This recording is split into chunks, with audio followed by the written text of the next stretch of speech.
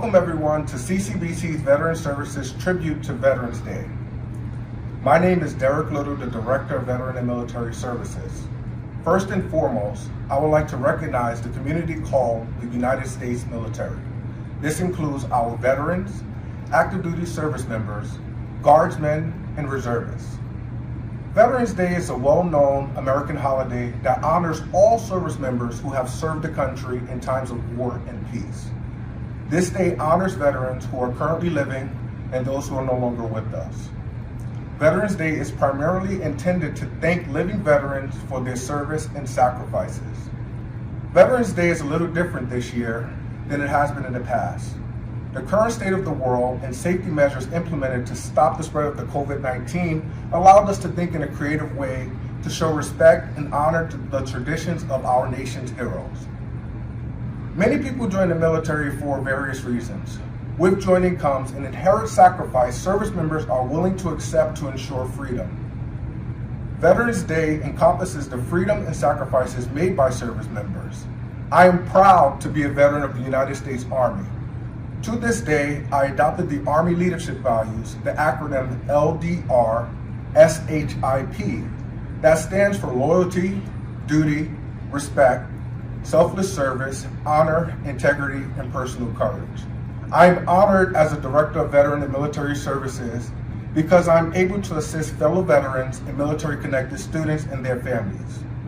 When you recognize a veteran on Veterans Day for their service, we thank you for your support. Freedom is not always free, and sacrifices have been made to protect and maintain freedom. Please enjoy this short presentation we prepared to honor veterans from the past, present, and future. Thank you.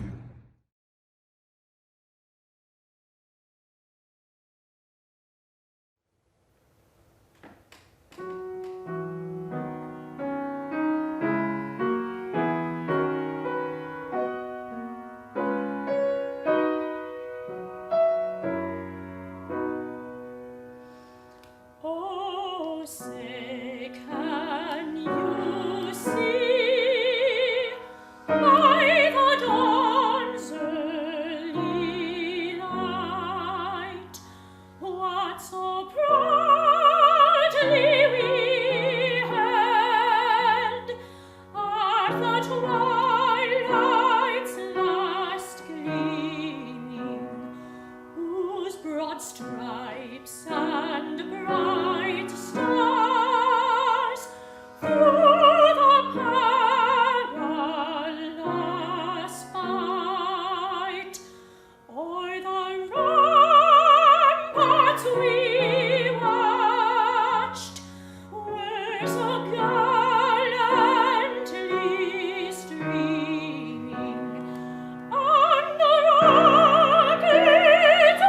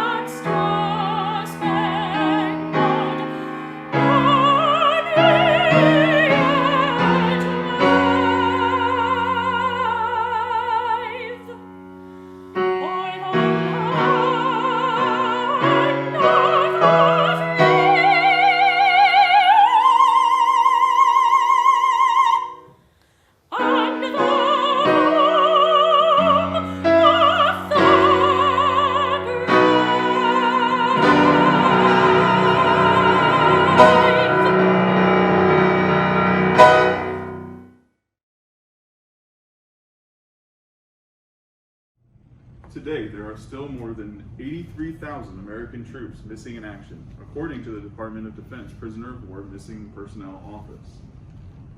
The American Legion family is dedicated to ensuring that America's POWs and MIAs be honored and recognized, not just memorialized.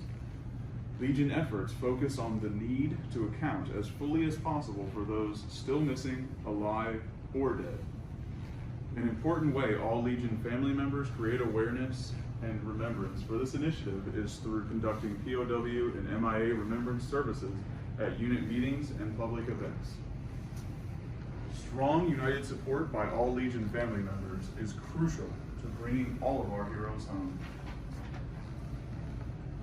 Those who have served and those currently serving the uniformed services of the United States are ever mindful that the sweetness of enduring peace always has been tainted by the bitterness of personal sacrifice. We are compelled to never forget that while we enjoy our daily pleasures, there are others who have endured and may still be enduring the agonies of pain, deprivation, and internment. Before we begin our activities today, we will pause to remember our prisoners of war and their missing in action.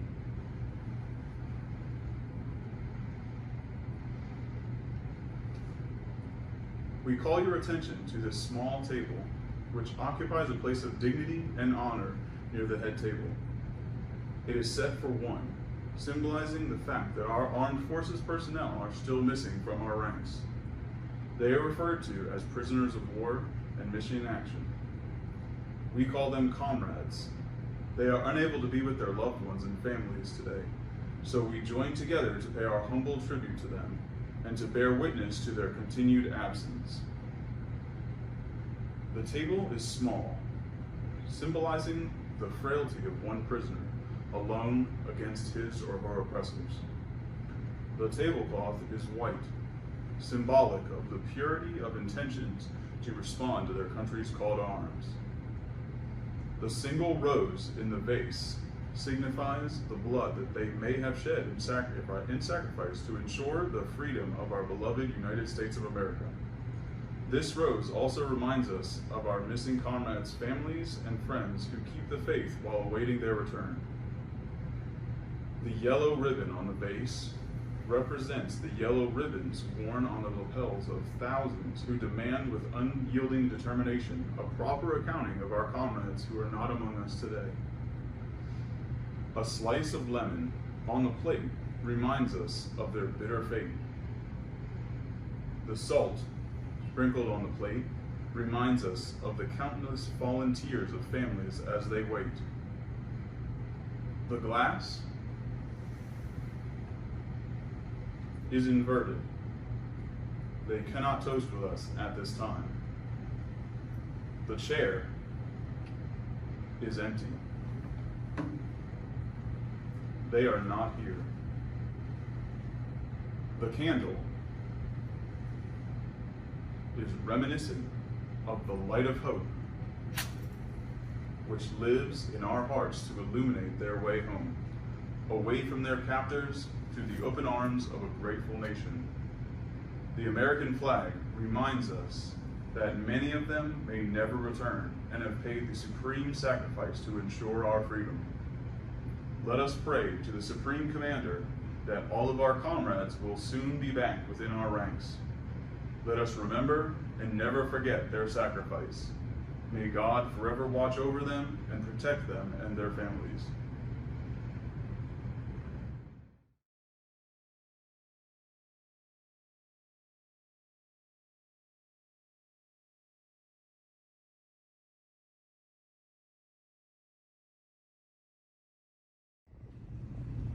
My name is Sergeant Retired Crystal Marie France.